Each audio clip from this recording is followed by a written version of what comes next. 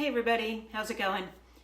I have had several people tell me over the last couple of weeks that it is time that I shared my story with you so that you guys have a little bit better understanding of why I do all the research and everything else that I do. It's going to be a long one, so you might want to grab a snack and settle in.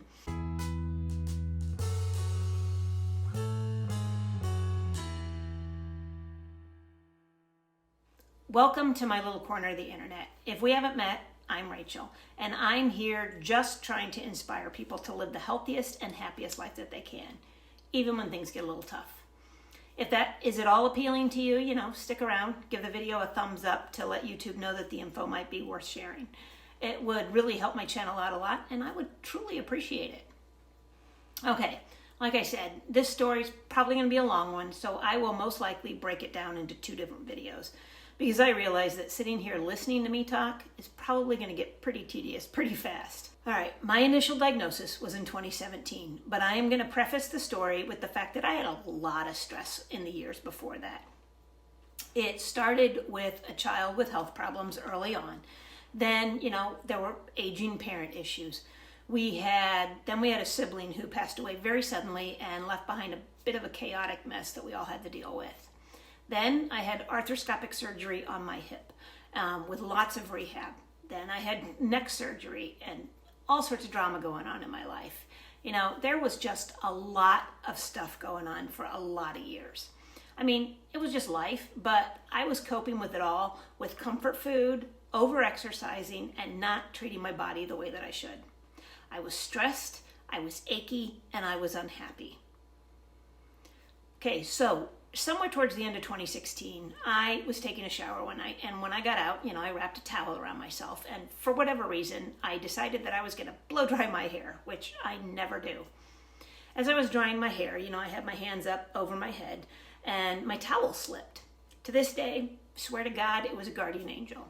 But when the towel slipped, I saw this weird dent on my lower right breast. Put my arms down, and it went away. So here I am standing in front of the mirror going like this. I'm like, up. Well, there it is. Down, it's gone. Up, down, couldn't figure out what it was. There was nothing palpable. There was no lump. I pointed it out to my husband, and he couldn't feel anything either. So, I just chalked it up to, well, doesn't this just suck? This is apparently what happens to the girls when you have nursed 2 babies and you start getting older. I let it go for a while, but it nagged at me a lot. And after a couple of weeks, I ended up calling my OBGYN. He had me come in. He agreed there was nothing palpable, so it was most likely nothing. But he did order a diagnostic mammogram for me, which showed absolutely nothing out of the ordinary. But because of that dimple, they had also ordered an ultrasound. After the ultrasound, the sonographer left the room and a radiologist came walking in. That is when I knew I was in trouble. I think I even said, well, this can't be good. I have never seen you before. He said that the sonogram showed something suspicious, so they were going to order a biopsy.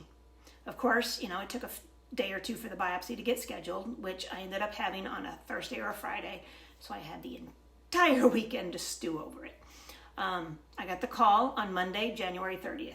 At that time, they told me that it was invasive ductal cancer, grade 2. They said that the tumor was approximately 1.6 centimeters and it appeared that there was nothing in the lymph nodes. First thing out of my mouth was, well, shit. From the moment that I got that phone call, though, things moved very, very quickly. Even my consult with the surgeon was at 5 p.m. on a Friday night. I mean, who does that? These are some very dedicated people. And, by the following Monday, her nurse had so many appointments set up for me. Lab work, an MRI, genetic testing, an oncology consult, a plastic surgery consult, a radiation oncology consult. It was just this surreal whirlwind. But getting back to that initial consult with the surgeon, like I said, it was a Friday night in early February. The surgeon walked into the exam room. She was this tiny woman with this huge presence, and I immediately liked her. She introduced herself to me and my husband and my sister, and then she pulled up this chair, and she sat knee to knee with me, and she looked me in the eyes with her hands on my legs, and she said, I want you to know you saved your own life because mammograms failed you. I just felt like I had been punched in the gut. It was that intense.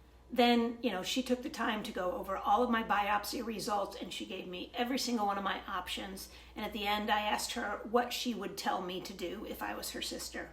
She stated very clearly that she could not tell me what to do. Then she said, but if I were you, because mammograms failed you, I would do a mastectomy. And because mammograms failed you, I would do a bilateral one. And can you believe that after hearing that, I was still torn, I didn't want a mastectomy. A mastectomy is not just a free boob job. They scrape out every bit of your breast tissue. You don't have any feeling in that breast after that, ever, even with reconstruction. So that is a lot to think about. Now, she stressed that I didn't need to rush my decision, but she was going to have her nurse set up all these appointments for me so I could be as informed as possible. I left her office that night after a couple hours with a whole lot to think about. Before I had any other appointments besides genetic testing, I had an MRI scheduled with contrast. That appointment was at 7:30 in the morning. By 3 o'clock the same day, the surgeon called me with the results and told me that there was a whole lot going on and a lumpectomy was completely off the table for me. She had basically made my decision for me. It turns out that my 1.6 centimeter tumor was actually just under 3 centimeters. But in addition to that, there was an approximately 7 centimeter in situ mass running medially from top to bottom at approximately the 4 o'clock position, and it extended all the way to my nipple, so there was going to be no saving that. And there was another tumor, approximately 1.2 centimeters large, in about the 12 o'clock position, right up here.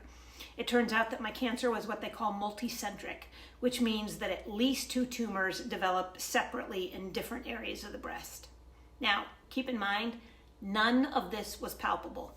There were no lumps that we could feel, and none of it was detected on a mammogram.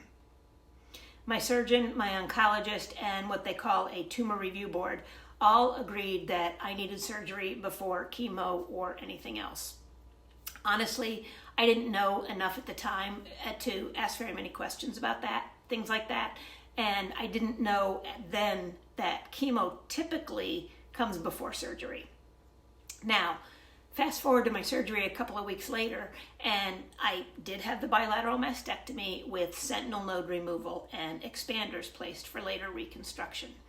Now, expanders are basically temporary inflatable implants that they place under your chest muscles to stretch those out to create a pocket for permanent implant placement later. And sentinel nodes are the first lymph nodes that cancer cells are most likely to spread to from a primary tumor. They had done something called sentinel node mapping at my MRI, where they injected a radioactive dye near the tumors. The sentinel nodes are the nodes that take up that dye first. They are the nodes that are removed during surgery. And during my surgery, the visual inspection of those nodes looked like my sentinel nodes were cancer-free, but everything was sent off to pathology for a pathology report and oncotype testing. Now, oncotype testing is basically a tumor profiling test. It helps to predict the chance of future metastasis and the benefits of using chemotherapy in addition to hormone therapy when you're treating estrogen receptor positive, HER2 negative breast cancer, which is what I had. Well, my pathology report came back showing that there actually was a micrometastasis, a very small one, to my sentinel nodes, so the cancer had actually just begun to spread. My oncotype score came back as a 23, which is smack in the middle of this gray area, which says, yeah, chemo might be beneficial for you. The report showed that if I did tamoxifen alone, my 5-year risk of recurrence was going to be 14%.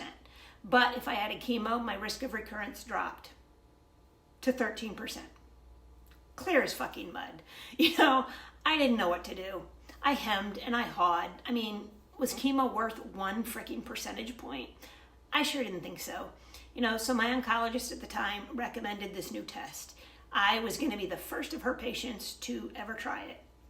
It's called the EndoPredict test, and it's more of a high risk, low risk test. There is no gray area. She said she would do this test if I would agree to chemo if it came back at high risk. So of course I said yes. Well, it came back with a high risk of recurrence, 28% chance in 10 years with just hormonal therapy. So chemo it was.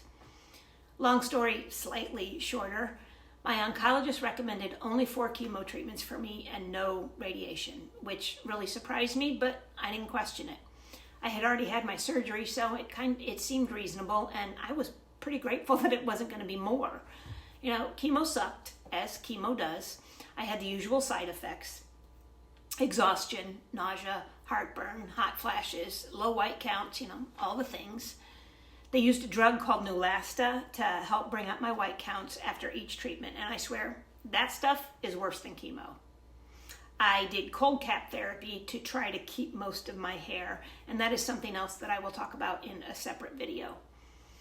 Now, during the course of my chemo, I was going to the plastic surgeon for expansions to prepare for my reconstruction.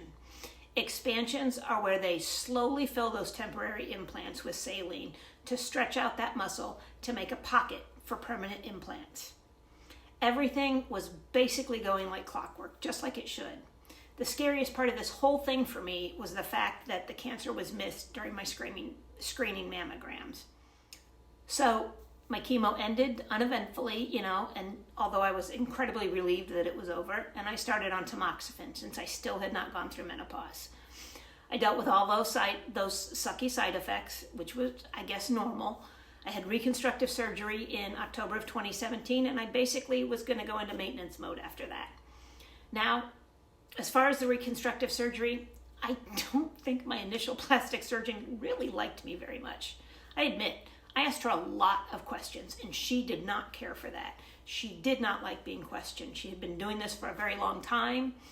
She actually told me that I was quite possibly one of the most anxious patients she had ever had, and she prescribed me with Xanax. I'm a pretty laid-back person.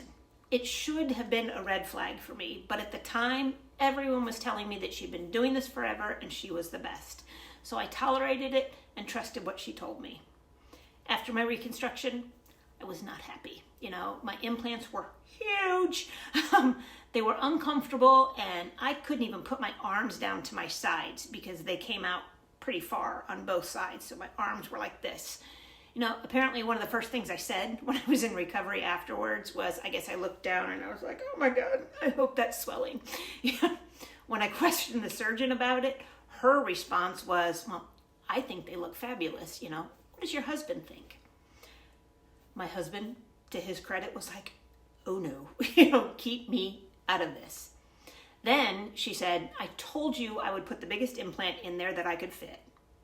Now, just so you know, I was expanded to about 580 cc's, and that was a slight overexpansion, as they call it. So I was expecting that size implant or smaller. I came out of that surgery with 750 cc implants.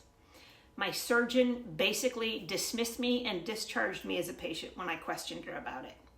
So why am I telling you this part? Because this is an incredibly stressful time for you. You have to be comfortable with your surgeons and your doctors. You have to trust them implicitly, and you need to trust your intuition. If something feels remotely off, find yourself another surgeon. It is okay. Do not be afraid to do that. You have to be your own best advocate. I ended up going to my surgeon who had done my mastectomy in early 2018 for a yearly checkup, and I discussed the situation with her.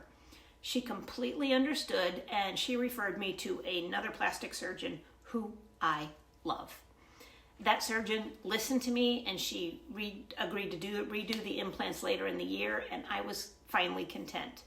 So for me, 2017 pretty much sucked, and I figured 2018 would be better and my stress would magically disappear, Well, not only did I end up dealing with the side effects of the tamoxifen and the prospect of additional surgeries, but my parents were both declining in health, and I felt horribly guilty for putting the responsibility of their care on all of my siblings the year before while I was going through treatment.